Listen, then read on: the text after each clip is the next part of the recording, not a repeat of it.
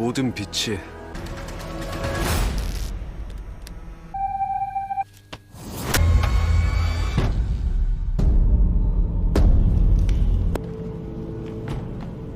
จูเรซูสุสไดเปรมตอคนี้ว่าตลอมจุคนี้ซาจิตไม่จุมันเอมินดูสมรายเรื่องขนมชนฮาริยานาบ้านหายใส่เรื่องบลอดี้ฟลายเวอร์ระบายยังกบามาดอกเพตีปรำปีหายได้จะใส่เรื่องใบเพลินทนงานกำบังเยี่ยมปีบรอปุกายขังวิจสามันเนี่ยกบ้านใบกำเนิดบรรจอบจิบดมนุษย์ดำใบยกเตยพิสาวดักในขนมตูตะก้อในขนมการช่วยมนุษย์ได้การจุงมือมหาริหรือก็เจียจุงมือได้มันไอเชียบาลบ้านจ้องดังใส่เรื่องละมัดนึ่งจำนวนปัญหาที่เชียงนะต่อแต่ตามนั้นในขนมเพตีปรำปีนี้จะมุ่ยหนึ่งการสำรายบล็อกยมตะก้อขนี้จับประดามใส่เรื่องดำบงในเพตีปรำปีนี้รูปเพียวก็บังหางปีเป้ลูกพักบ้านตือจูบลูกลีให้ก้อนในยัยนึ่งลุดจึงกงสวมองวอลูกลีอ้อยช่วยก่อนใส่ระบก่อนให้กาไปเพมุนใส่เรื่องมันบานบังหางท่าลูกลีโยลพร้อมหรือก็อดนุเต้ใต้ในขนมเพนี้ใส่เรื่องก็บังหางถ่ากาไปเปนุลูกลีก็บานในยัยถ่าโยลพร้อมให้ตามปัดลูกลีบานเรียบกำรุงรูจร้อนออเตอร์ให้ท่าหนึ่งช่วยก่อนใส่ระบลูกพักชิมวยหนึ่งดอกเตอร์เฮียนแต่เป็นนี้กำรุงกาอาจอย่างเมียงกาปลายปลูกคละโดยซาแต่ดรฮันมันบ่งหันคลุ้นเนื้อมองปีโรเซียนิโนเต้ตามการนัดระบบขยมบ้านในทากอดหนึ่งอาจบัดบองชีวิตหรือก็เตยเกี่ยคุมคลุ้นบัดเตยให้รู้ลูกลีก็ในใหญ่กรุบย่างปรับลูกพักดำใบอ้อยกอดช่วยขนมกาเกิดคลุ้นระบบลูกลีได้เมียนระยะเปียตรำตายใบเนตีตายปนโนหนึ่งขนมอาเกียมุนตีแปดฮานาโนให้บากอดอาจรุดกระจังบ้านกอดหนึ่งประกาศถ้าอาจเติบเชียบ้าโกนใส่ระบบลูกพักบ้านบนต่อเมื่อรูปเพียวกับการหมกออฟฟิศระบบลูกพักได้เคยอามินหนึ่งเนซาปอร์เมนโจเป็นนุอามินก็กำปงสาวจิริวเอาไว้ไม่ยั้งก็บ้านเลือกยกวิหมกเอาเนซาปอร์เมนโจมือก็เคยท่าเนียกบานสไวโรเคยรุกทอดได้ทอดจุ่มขนี้เมียมนุษย์เจจราน่ะได้ในขนมนุคือมีลูกชายธนาเลือระบมาดามชาอีคือลูกโอ้นึ่งเนนโยบายได้ทลบช่วยมาดามชาอีนูไอเพื่อเอาเนซาปอร์เมนโจเคยหายก็ในใหญ่เปียมวยถ่าปุยยืงจะถมคลันกาเปิดให้หายก็ดอเป้ได้ปุยยืงเตยตรูดเป็นเรื่องโตโต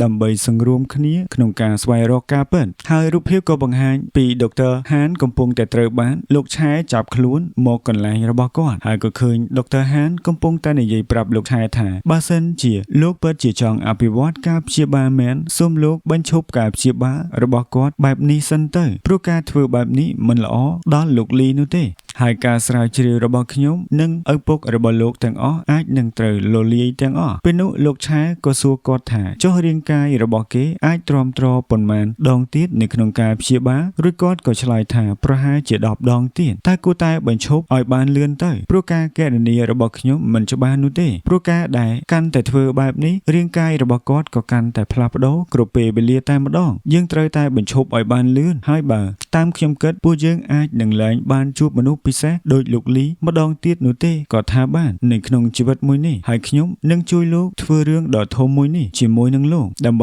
อับไปวอดกาเชียบ้าแต่เป็นนุลูกชายก็ในยัยเปียมวยถ่าเจ้าให้ระไว้ป่วยเยอะมันบ่มละหัดเจนปีขนมเรียงกายระบอกกอดแต่งอ้อมุนเปได้กอดเตรบ้านผลับโดเรียงกายกรอนแต่ลือแบบนี้ดรฮันก็สลังกังแต่มาดองนึ่งเหมือนจังเพื่อแบบนี้นุเต้ให้ลูกชายก็บรรทอถ่าก้มปรับขยมนะถ้าลูกปรวยบารอมปีลูกลี่แต่ประหายจีลูกบารอมได้ซาแต่ลูกมีมุตนะเพียบชิมวยหนึ่งกางเงี้ยขนมชีวิตระบอลูกชิมวยหนึ่งลูกลี่ให้เมื่อเตอหายไปนุลูกชายก็เลยใหญ่บรรทอก็บัญชีอาโกนใจระบอกกอดบรรจอบชีวิตดรฮันเนตินุดอยมันอะไรบรรเตยตายมาดองบรรทอมุตเพียบก็บังหายเคยมาดามชาอีก็บานมุกชูบารอได้ชลูประกายชิมวยเนียงกาปีเปจูบเน่งคนไหลยำไอชิมวยหนึ่งเนี่ยนโยบายนึ่งจิตถนัดเลือกำปูระบอเนียงนู่แต่เจสได้เตยปูเกตังปีหาโดยเชียปีมนโมในยัยมันเสือเตยคเนียนุเต้แต่มาได้ก่อเป็นนี้ใบเตยจินนัดจูบในยัยคเนียตะเวงเพราะแต่เจสได้เมียนแต่กอดมันเนี่ยปนนอได้มือเตยมันโจเปะปอนในขนมเรื่องได้เนียงกำปงซองไซ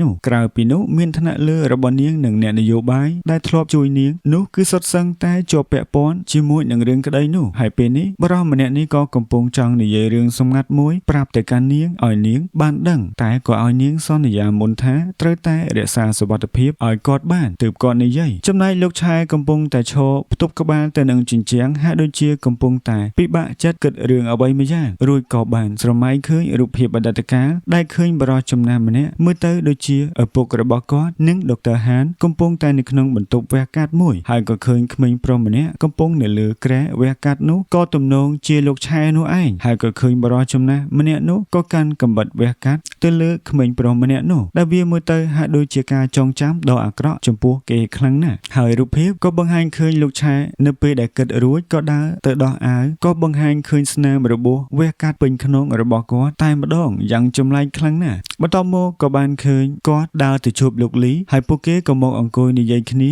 រួចលោកឆែក៏សួរលោកលីថាតើលោកចង់ជួបខ្ញុំមានការអីរួចគាត់ក៏ថាខ្ញុំចង់ជួបលោកនិយាយអរគុណទៅកាន់លោកចំពោះការគាំទ្រនិងធ្វើឲ្យខ្ញុំអាចមានឱកាសព្យាបាលអ្នកជំងឺហើយជាមួយនឹងបរិយាកាសដ៏ល្អបំផុតសម្រាប់ខ្ញុំតែលោកឆែក៏និយាយពាក្យចម្លែកថាលោកគ្រាន់តែជាចំណែកមួយនៃការងាររបស់ខ្ញុំនោះទេលោកត្រូវបានតាមដានគ្រប់ពេលវេលាលោកប្រៀបបានដូចជារបស់ពិសោធន៍របស់ខ្ញុំអញ្ចឹងឬបែបនេះហើយលោកយល់ព្រមពីអ្វីដែលខ្ញុំនិយាយទេពេលនោះលោកលីក៏ញញឹមហើយក៏និយាយថាខ្ញុំប្រហែលជាសម្រាមមួយហើយមើលទៅដែលរស់ដើម្បីសម្រាប់ឲ្យមនុស្សពិសោធន៍ចុះអស់រយៈពេលកន្លងមកហើយដែលលោកយកសៀវភៅកត់ត្រារបស់ខ្ញុំពីលោកហានកុំប្រាប់ខ្ញុំណាថាលោកចំណាយពេលដើម្បីព្យាយាមស្វែងយល់ពីសៀវភៅនោះលោកពិតជាគិតថាលោកអាចនឹងទទួលបានអ្វីមួយពីសៀវភៅនោះមែនទេដែលអ្នកជំនាញឱសថជុំវិញពិភពលោកមិនអាចធ្វើបានលោកជឿជាក់លើខ្លួនឯងពេកហើយខ្ញុំប្រាប់លោកចុះលោកនឹងមិនអាចអភិវឌ្ឍការព្យាបាលបានទេបើសិនជាលោកគ្មានខ្ញុំនោះរួចគេក៏តបថាហេតុនេះហើយទើបខ្ញុំនាំលោកមកទីនេះតែលោកលីថាលោកគិតថាខ្ញុំអាចព្យាបាលអ្នកជំងឺដោយលោហិតរហូតបានមែនទេគ្រប់ពេលដែលខ្ញុំផ្ដល់លោហិតទៅដល់អ្នកជំងឺរាងកាយរបស់ខ្ញុំក៏តែងតែវិវត្តចេញជាលោហិតថ្មីរហូតហើយក៏មិនប្រកាសថាលោហិតចំនួនថ្មីក្នុងរាងកាយរបស់ខ្ញុំអាចនឹងនៅបន្តព្យាបាលបានឬក៏អត់នោះទេតែលោកឆែក៏សួរវិញថាបើបែបនេះចុះហេតុអ្វីលោកព្យាបាលអ្នកជំងឺតាំងពីមុនមកដល់ឥឡូវនេះរួចលោកលីក៏តបថាវាអាចនិយាយបានថាតើចំនួនភាគរយដែលលោហិតរបស់ខ្ញុំអាចព្យាបាលបានប៉ុន្មានដងនិងប៉ុន្មានភាគរយទៀតឥឡូវនេះឬក៏ខ្ញុំនឹងត្រូវបូមលោហិតខ្លួនឯងយកទៅព្យាបាលអស់មួយជីវិតរួចលោកលីក៏និយាយទៅកាន់លោកឆែបន្តទៀតថាតើពេលនេះលោកនៅតែចាត់ទុកខ្ញុំជាឧបករណ៍ពិសោធន៍ទៀតទេខ្ញុំគឺជាមនុស្សម្នាក់ដែលដំណើរការពិសោធន៍នៅទីនេះហើយមនុស្សជាច្រើនតែងតែចង់បានជាចំណែកមួយជាមួយខ្ញុំបូករួមទាំងលោកផងដែរហើយមនុស្ស17នាក់ទាំងអស់នោះគឺជា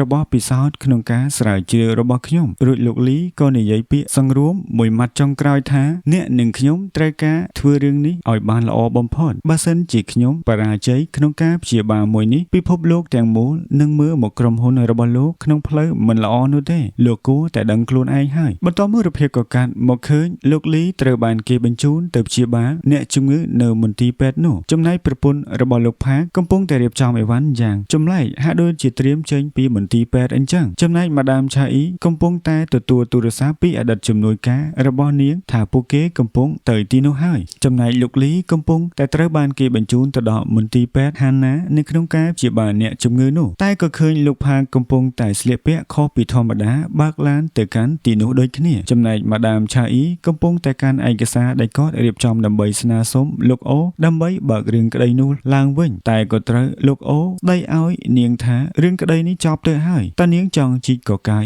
ឡើងមកវិញដើម្បីអ្វីនាងទំនេរណាស់មែនទេតែលើកនេះឯកសារដែលនាងទទួលបានគឺបានមកពីគ្រប់មជ្ឈដ្ឋានតែម្ដងហើយក៏បានពីជំនួយការរបស់នាងបានចុះទៅសាកសួរបុគ្គលិកនៅក្នុងស្ថាប័នឱសថឆាអ៊ីមក្រោមការគ្រប់គ្រងរបស់លោកឆែនោះពាក់ព័ន្ធជាមួយនឹងដំណើររឿងនិងមនុស្សដែលធ្លាប់ជាប់ពាក់ព័ន្ធជាមួយនឹងស្ថាប័នឱសថឯកជនមួយនោះពេលកំពុងក្រពុលមុខជាមួយនឹងម៉ាដាមឆាអ៊ីមិនទាន់បាត់ផងអាមីនជំនួយការរបស់លោកផាក៏បានមកដល់ដូចគ្នាក៏បាននាំយកឯកសារជាប់ពាក់ព័ន្ធបន្ថែមទៀតទៅឲ្យម៉ាដាមឆាអ៊ីដាក់បន្ទុកទៅលោកអូព្រោះតែអាមីនក៏បានលួចស៊ើបអង្កេតពីអ្នកជាប់ពាក់ព័ន្ធក្នុងស្ថាប័ននោះដូចគ្នាហើយម៉ាដាមឆាអ៊ីក៏និយាយទៅកាន់លោកអូថាបើលោកចង់ឲ្យខ្ញុំនៅគ្រប់លោកធ្លាប់ជាថ្នាក់លើរបស់ខ្ញុំសូមយល់ព្រមសំណើរបស់ខ្ញុំឥឡូវនេះបើពុំដូចនេះខ្ញុំនឹងមិនទុកមុខឲ្យលោកនោះទេបន្ទាប់មករូបភាពក៏កាត់មកលោកលីត្រូវបានគេនាំទៅដល់មន្ទីរពេទ្យហាណាហើយក៏រៀបចំខ្លួនរួចរាល់ដើម្បីចូលទៅព្យាបាលអ្នកជំងឺនៅខាងក្នុងនោះចំណែកលោកផាកំពុងតែរៀបចំខ្លួនពាក់ម៉ាស់ស្លៀកឈុតខ្មៅហើយក៏ចេញពីក្នុងឡានដើរចូលទៅក្នុងមន្ទីរពេទ្យនោះចំណែកលោកលីកំពុងបូមលោហិតរៀបចំចាក់បញ្ចូលទៅក្នុងរាងកាយអ្នកជំងឺ នោះហើយរូបភាពក៏បង្ហាញឃើញតាមពិតដុកទ័រហានបានរៀបចំប្រព័ន្ធកំណត់ស្វ័យប្រវត្តិដោយសោកលុយឲ្យអ្នកកាន់ប្រព័ន្ធភ្លើងនៅក្នុងមន្ទីរពេទ្យនោះដាក់ប្រព័ន្ធស្វ័យប្រវត្តិឲ្យរលត់ភ្លើងនៅពេលកំណត់ក្នុងរយៈពេល3នាទីដើម្បីឲ្យលោកលីមានឱកាសរត់គេចខ្លួនចំណែកថ្នាក់លើកម្ពុជាដែលជាអ្នកនយោបាយទៀតនោះកំពុងតែត្រូវក្រុមម៉ាដាមឆាអ៊ីចូលទៅឆៃថេនៅក្នុងការិយាល័យរបស់គាត់ហើយគាត់ក៏កំពុងតែគំរាមពួកគេថាហ៊ានប្រហើនជាមួយនឹងគាត់ផងគាត់ត្រូវជាថ្នាក់លើរបស់ពួកគេហើយក៏ត្រូវជាអ្នកនយោបាយកម្ពុជាទៀតផងតែពួកគេមិនខ្លាចនោះទេព្រោះតែពួកគេមានលិខិតអនុញ្ញាតចុះមកឆៃថេត្រឹមត្រូវចំណែកលោកលីពេលចាក់បញ្ចូលលិខិតឲ្យអ្នកជំងឺរួចរាល់ក៏ជិតដល់ពេលអគ្គិសនីត្រូវរលត់ដូចគ្នាហើយនៅពេលអគ្គិសនីរលត់លោកលីក៏ប្រញាប់ដើរចេញមកពីបន្ទប់ព្យាបាលចេញមកខាងក្រៅចំណែកម៉ាដាមឆាអ៊ី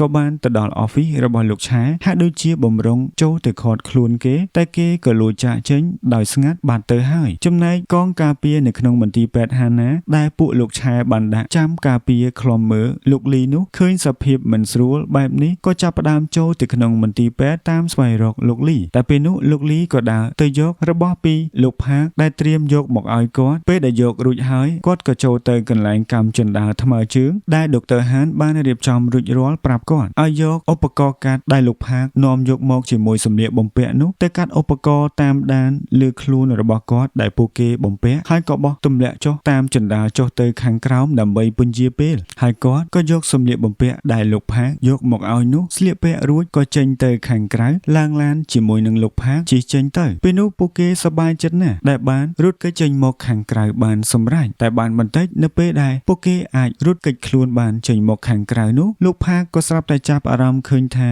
មានឡានដែលមានស្លាកលេខ343144របស់ស្ថាប័នលោកឆែនោះបានជិះតាមពីក្រោយពួកគេទើបគាត់ក៏ប្រញាប់តាក់ទងទៅអ្នកសារព័ត៌មានចូលឲ្យមកជួយហើយគាត់ក៏បន្ថែមល្បឿនរថយន្តដើម្បីអាចគេចចេញពីឡានខ្មៅមួយនោះតែនៅពេលដែលគាត់គេចផុតពីឡានខ្មៅមួយនោះក៏បើកទៅដល់ផ្លូវប្រសពមួយក៏ស្រាប់តែមានឡានខ្មៅមួយទៀតដែលជាក្រុមរបស់ពួកគេនោះបានបើកមកបុកពីជំហៀងឡានរបស់គាត់ពេញទំហឹងតែម្ដងធ្វើឲ្យពួកគេមិនអាចធ្វើដំណើរទៅមុខបានបន្តទៀតចំណែកស្ថាប័នប៉ូលីសក៏បានចេញសេចក្តីប្រកាសថាលោកលីត្រូវបានគេចខ្លួនបាត់នៅពេលទៅព្យាបាលនៅមន្ទីរពេទ្យហាណាបាត់ទៅហើយសារព័ត៌មានធំក៏ចាប់ផ្ដើមយកព័ត៌មាននោះយកទៅចុះផ្សាយតែម្ដងចំណែកប្រពន្ធរបស់លោកផាកក៏បាននាំកូនស្រីចេញពីមន្ទីរពេទ្យសម្ដៅទៅកន្លែងណាត់ជួបជាមួយនឹងប្តីរបស់គាត់ចំណែកលោកលីក៏ត្រូវរងរបួសដោយសារជុំជាមួយនឹងដែកពេលត្រូវឡានខ្មៅនោះបោកហើយក្រុមរបស់លោកឆាក៏បានមកដល់ក្នុងគោលដៅមកតាមចាប់ផុតខ្លួនលោកលីយកទៅវិញតែពេលនោះអ្នកសារព័ត៌មានចូលក៏បានបើកឡានមកដល់ហើយក៏ចុះពីលើឡានចូលទៅរារាំងពួកគេផ្ដល់ឱកាសឲ្យលោកផាកឡើងឡាននាំលោកលីចេញទៅហើយមើលតែក្បាច់គុណរបស់អ្នកសារព័ត៌មានចូលក៏មិនធម្មតាដែរអាចតតាំងជាមួយនឹងក្រុមស្លៀកឈុតខ្មៅនោះបានមួយទឹកដែរតែចុងក្រោយក៏ត្រូវមេធំរបស់ក្រុមឈុតខ្មៅនោះដែលជាកូនចៅចំណិតរបស់លោកឆាវាយមួយដៃចំកណ្ដាលមុខរបស់គាត់ធ្វើឲ្យដួលសន្លប់បាត់ទៅចំណែកលោកលីកំពុងតែត្រូវរបួសធ្ងន់ត្រង់ពោះតែក៏នៅតែព្យាយាមឲ្យលោកផាកដឹកគាត់ទៅកន្លែងណាត់ជួបជាមួយប្រពន្ធរបស់លោកផាកថាត្រូវតែទៅព្យាបាលឲ្យកូនស្រីរបស់លោកផាកឲ្យតតែបានមិនអាចខកខានបាននោះទេតែពួកគាត់ឃើញលោកលីត្រូវរបួសខ្លាំងបែបនេះក៏ចង់សង្គ្រោះលោកលីសិនចាំព្យាបាលកូនស្រីរបស់គាត់តែលោកលីថាដាច់ខាតគាត់ត្រូវតែព្យាបាលឲ្យកូនស្រីរបស់ពួកគេឲ្យរួចសិនគាត់មិនទាន់ខ្វល់ពីខ្លួនឯងនោះទេហើយគាត់ក៏ចាប់ផ្ដើមរៀបចំសារ៉ាងបូមលោហិតរបស់គាត់ចាក់បញ្ចូលទៅក្នុងដបថ្នាំរួចក៏បូមដើម្បីចាក់បញ្ចូលទៅក្នុងរាងកាយរបស់ក្មេងស្រីនោះរហូតរួចរាល់ក៏ងាកទៅញញឹមដាក់លោកផាកហើយលោកផាកឃើញកូនស្រីរបស់គាត់ទីបំផុតត្រូវបានទទួលការព្យាបាលពីលោកលីបែបនេះក៏រំភើបសឹងតែស្រក់ទឹកភ្នែកទៅហើយតែពេលនោះម៉ាដាមឆាអ៊ីក៏តាក់ទងមកកាន់លោកផាកតែគាត់មិនទាន់នឹងបានទទួលផងលោកលីដោយសារតែត្រូវរងរបួសមានលោហិតហូរចេញខ្លាំងពេកនិងមានរបួសធ្ងន់ធ្ងរក៏ដួលសន្លប់នៅទីនោះទៅចំណែកលោកឆែកំពុងតែប្រជុំជាមួយនឹងថ្នាក់ដឹកនាំកម្ពុជាផ្សេងទៀតក៏ដូចជាម្ចាស់ភាគហ៊ុនហើយពួកគេកំពុងតែស្ដីបន្ទោសទៅកាន់លោកឆែថាធ្វើគម្រោងមួយនេះមានតែខាតហើយពេលនេះលោកលីក៏ត្រូវរត់គេចខ្លួនបាត់ទៀតភាគហ៊ុនកំពុងតែត្រូវធ្លាក់ចុះពាក់កណ្ដាលទៅហើយរយៈពេលមិនទាន់មួយថ្ងៃស្រួលបួផងតែពេលនោះថ្នាក់ដឹកនាំម្នាក់ទៀតដែលយើងធ្លាប់ឃើញតែពីខាងក្រោយកំពុងនិយាយទៅកាន់លោកឆែថាតើលោកនឹងធ្វើអ្វីបន្តទៀតហើយគាត់ក៏ឆ្លើយថាផ្ដល់ឱកាសឲ្យខ្ញុំរហូតដល់ថ្ងៃស្អែកសិនខ្ញុំនឹងផ្ដល់ចម្លើយឲ្យវិញហើយថា ថាមិនត្រូវខ្ញុំអាចនឹងរកលោកលីបានមកវិញហើយអ្វីគ្រប់យ៉ាងនឹងអាចដោះស្រាយបានយ៉ាងងាយស្រួលតែម្ចាស់ភាគហ៊ុនទាំងអស់ក៏លែងសូវទុកចិត្តលោកហែហើយនិងកំពុងតែគិតមានគំនិតចង់ដកភាគហ៊ុនផងដែរតែគាត់ក៏មិននិយាយអ្វីបន្តទាំងអស់ហើយក៏ងើបដើរចេញទៅហើយរូបភាពក៏បង្ហាញមុខរបស់ថ្នាក់ដឹកនាំកម្ពុជាម្នាក់ទៀតនៅក្នុងស្ថាប័នឱសថឆាអ៊ីមនោះកំពុងតែលើកទូរស័ព្ទទៅនរណាម្នាក់យ៉ាងអាចកំបាំងហើយសាច់រឿងរបស់យើងក៏ត្រូវបានបញ្ចប់ភាគទី7នេះនៅត្រឹមនេះរងចាំតែភាគ8ចូលមកនឹងត្រូវស្រាយចម្ងល់សាច់រឿងទាំងអស់បើសិនជាប្រិយមិត្តទាំងអស់គ្នាចង់តាមដានភាគបញ្ចប់នៅភាគទី8នោះកុំភ្លេចចុច like និង subscribe admin នឹងចេញសាច់រឿងភាគបញ្ចប់ឲ្យកាន់តែលឿនជាចុងក្រោយសូមជូនពរប្រិយមិត្តទាំងអស់គ្នាសុខភាពល្អសំណាងល្អជួបគ្នានៅវីដេអូក្រោយជម្រាបលា admin ស្រឡាញ់ប្រិយមិត្តទាំងអស់គ្នា